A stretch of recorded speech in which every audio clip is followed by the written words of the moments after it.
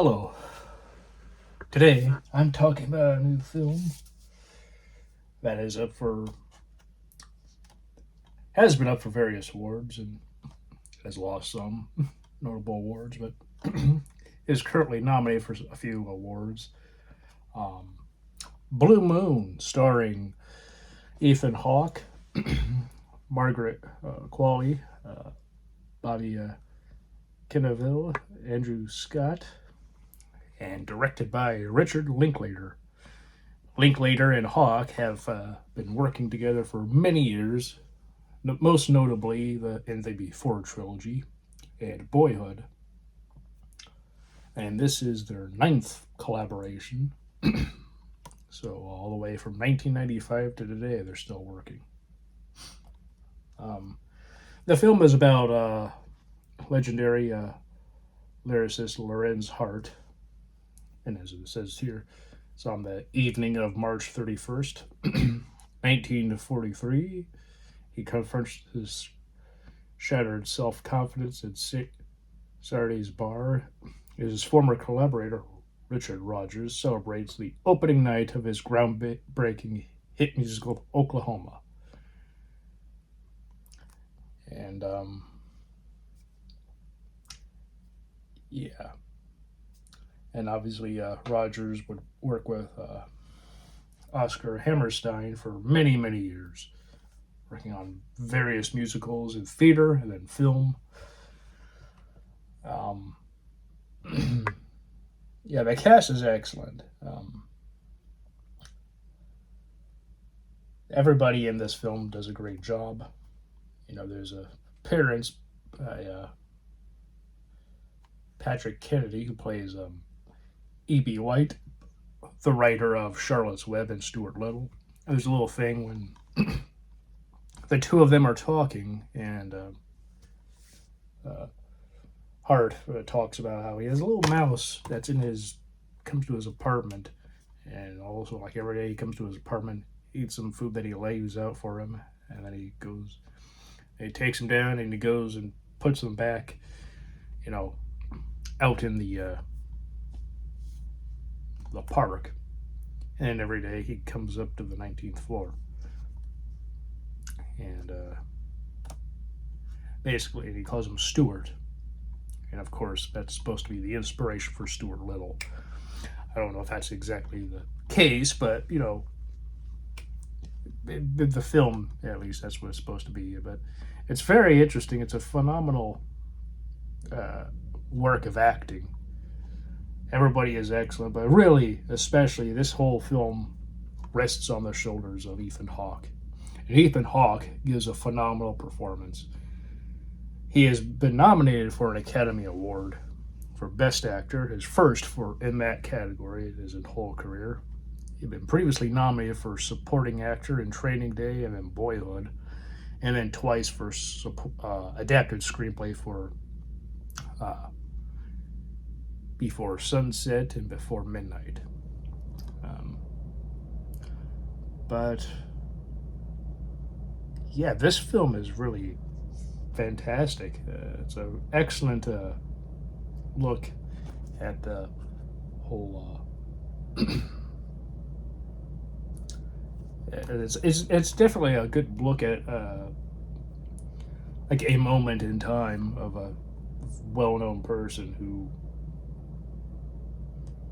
you know, is at a point in his career and he's faced with what's going to happen next. And in the film, he keeps, he's obviously put on a show to be like, congratulations to his former partner.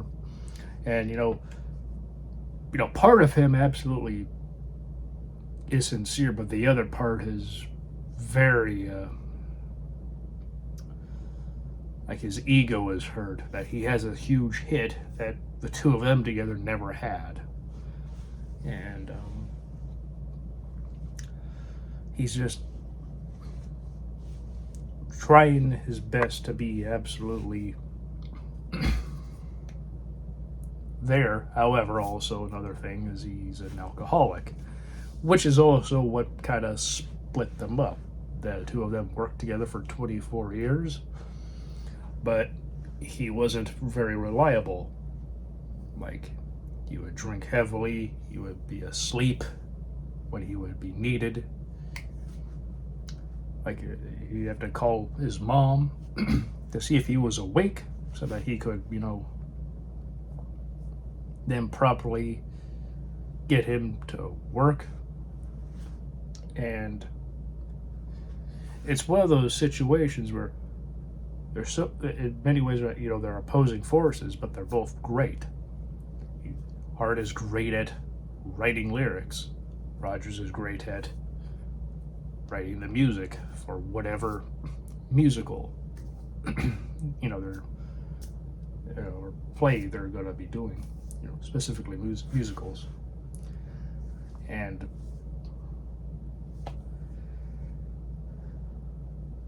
yeah, this is just a well done movie. It is a talkie.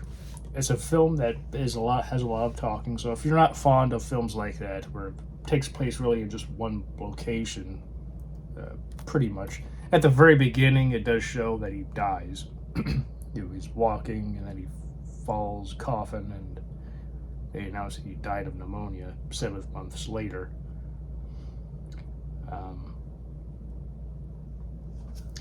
But then he, and it starts out, in the opening night of Oklahoma, but then it cuts, or then follows him to Sardis, and he's just talking with Eddie the bartender, and then a pianist who's there. Oh.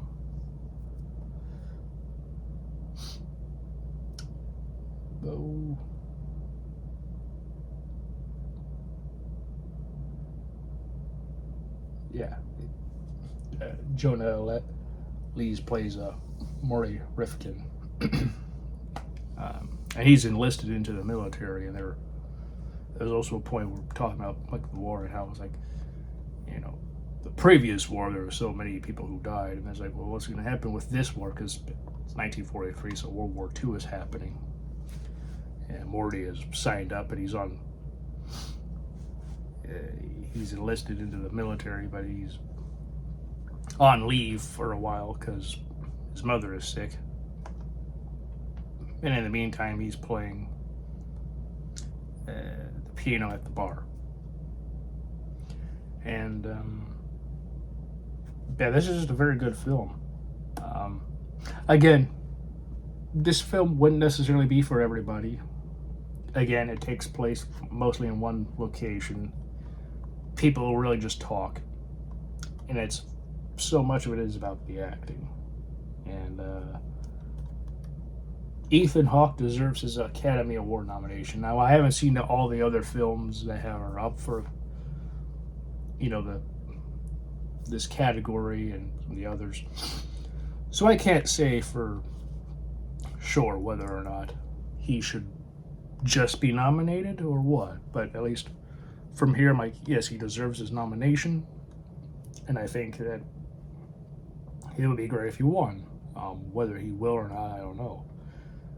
I mean, this is like, it was listed as a comedy at the Golden Globes, and there is some humor to it for sure.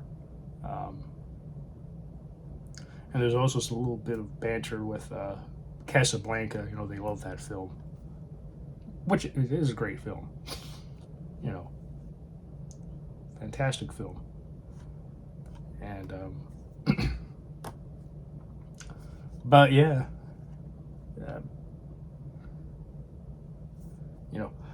and I mentioned the comedy aspect because it is known that the Academy does not honor films that are comedies too often. And this film has only been nominated for 2 Academy Awards, Best Actor and Best Original Screenplay. So is it possible that Ethan Hawke could win an Oscar? Sure.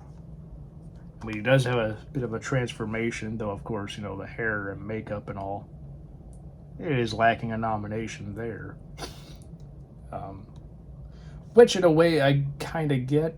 I mean, it is granted, people had to look a certain way. Obviously, it was the 40s. There are certain styles going on, and plus, Lorenz Hart had a specific, look to him also. And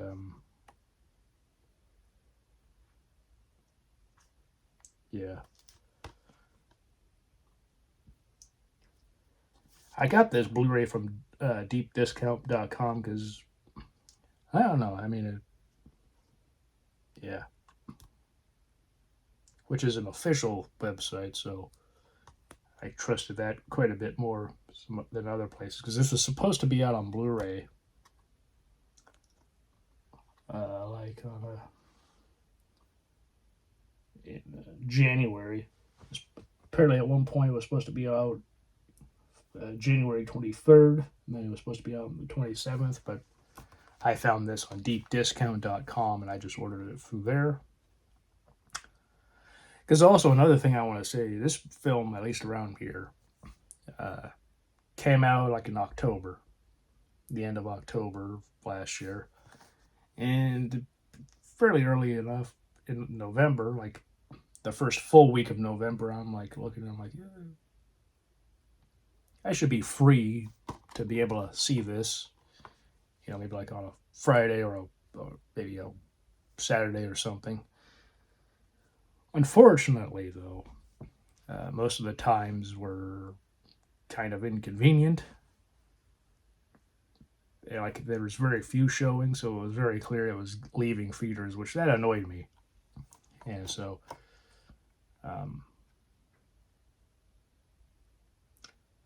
yeah, I was very annoyed with that. But,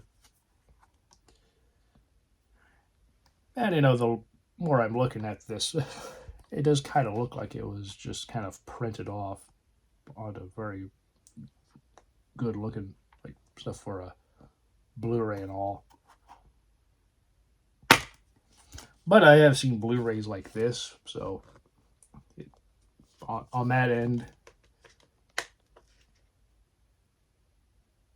and it looks fairly official too. It's not like it was just burnt like on a BDR, Blu-ray. You can make your own Blu-rays, sort of like those burnt DVDs, because you can usually tell when somebody kind of burnt a DVD and also you burned a Blu-ray. Though sometimes they can actually make it so it's even better, so it doesn't look so, I guess, crude or anything. But yeah, this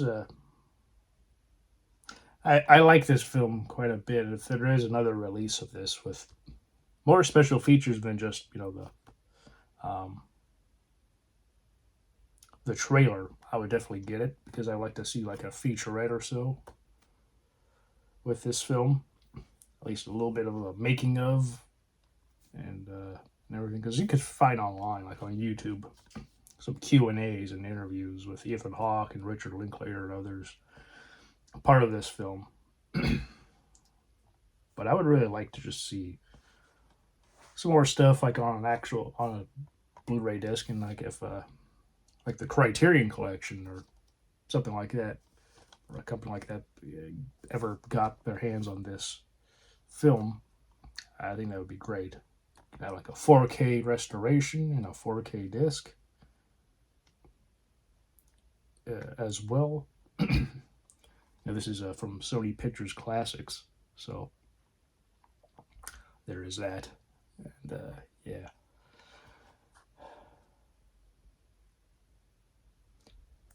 Yeah, I just watched this and I thought it was a very good film. And if you like the works that Ethan Hawke and Richard Linklater have done together, you could probably look at a list of their films. Obviously, the Before trilogy and Boyhood are the biggest, well-known,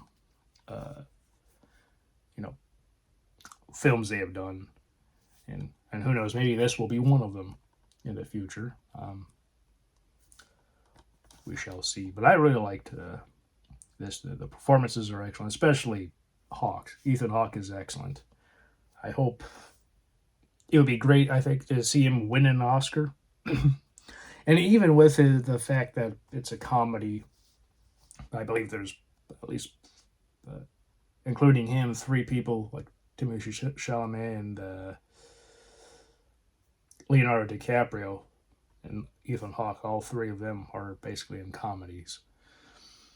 But he does have a certain narrative that can help him possibly win, which is the fact that this is his fifth nomination without a win. And he is definitely one of those guys who is respected in the film world. So this could absolutely, that could help push him over the edge and win. But who knows? I mean, we've seen that in the past. You know, there's a sort of like a overdue award that sometimes happens. Like people say that about Gary Oldman for Darkest Hour. I personally think that he deserved the Oscar also. You know, watching those films or that film and the other films, I genuinely thought he was the best. I mean, obviously, he's my favorite actor ever. But that aside, you know, sometimes you can look and be like, look at perhaps films that he could have been nominated for, and even like if you were to perhaps remove somebody, I'm like, yeah, there are years I think, yeah, him losing to either who the actual winner is or to maybe somebody else who was nominated, or maybe somebody else who also should have been nominated with him. Somebody else should have won. Sometimes I'm like, yeah, Gary Oldman deserved to be nominated, but whether to win, that's another story. But at least being nominated, like for Sid and Nancy, you should have at least been nominated for that film. And I'm glad that Hawke is nominated here. I'd have to watch all the other performances to truly say that yes, Hawke winning would be the best. You know, I mean, I've done that in the past, looking at some of the other nominees, like with Oldman winning. I generally think he was the best of that year, but also there was a bit of that. He's overdue. Actually, I think a better example would be Al Pacino for Scent of a Woman. Pacino was excellent in that film. But was he better than the other nominees? Better than Robert Downey Jr. and Chaplin? Better than Denzel Washington and Malcolm X? No, I don't think so. One of those two should have won. Even Clint Eastwood in Unforgiven, I think, at least in my opinion, gave a more of an Oscar-worthy performance in Unforgiven than Pacino and Scent of a Woman. But Scent of a Woman, you know, was sort of a culmination for Pacino that year. And while he was nominated for supporting actor also that year for Glenn Ross, I think it's kind of like, you know, if we're going to give Pacino an Oscar, it should be for best actor, not best supporting actor. Even if Glenn Ross was a better performance of those two out of Glengarry and Sin of a Woman. I think Glengarry was a better performance from Pacino. But I want to see the other films also. I think some of them are coming out on Blu-ray soon, so hopefully I'll be able to get those and see whether or not I really think that you know, Ethan Hawke should win, or maybe somebody else who was nominated should win. It might even be streaming somewhere. But yeah, I wanted to own this for sure. But yeah.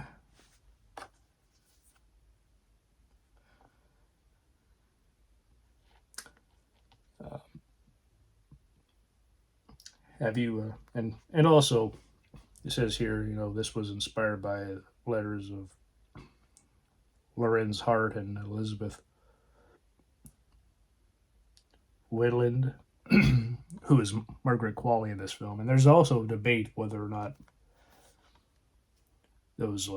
whether the writer Robert Kepler actually was able to get those letters, because apparently those letters that Lorenz Hart wrote and are actually apparently very rare to find, and so some people kind of question whether or not he really did see them, and like whether or not she was even real.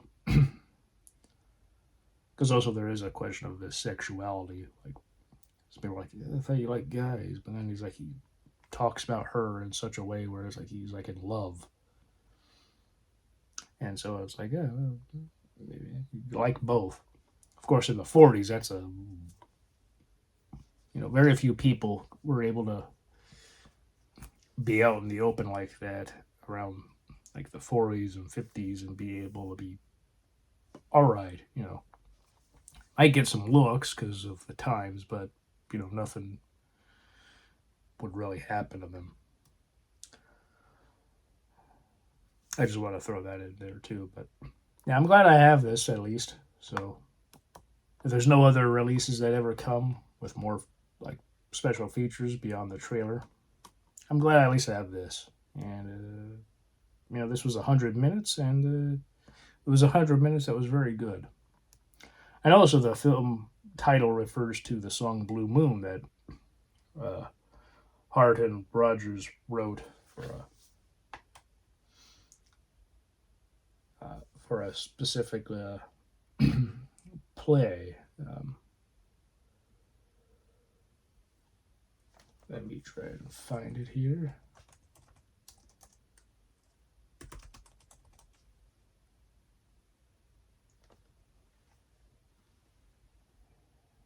Yeah, it was a song. It was like that became a standard ballad.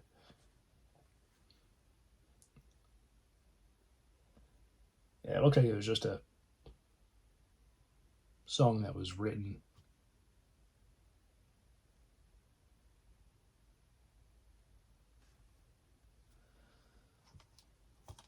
Yeah, it was Hart wrote which the title is a song for Manhattan melodrama. Alrighty. But yeah, Blue Moon, pretty good film. Again, excellent acting, and tour de force performance from Ethan Hawke. This could very well be his best performance. He's delivered so many excellent performances over the years. Sometimes picking one that's the best is always hard. But I could absolutely see an argument of saying this is his best performance. Maybe some might not say this is his best film, but performance, yes. And so I'm just gonna leave it at that now. So yeah, what do you think? Have any of you seen this film? Did you want to, but maybe like me, it was in theaters for a short period of time where you live, and then kind of pulled out, and maybe found it on Blu-ray, or maybe it's streaming now.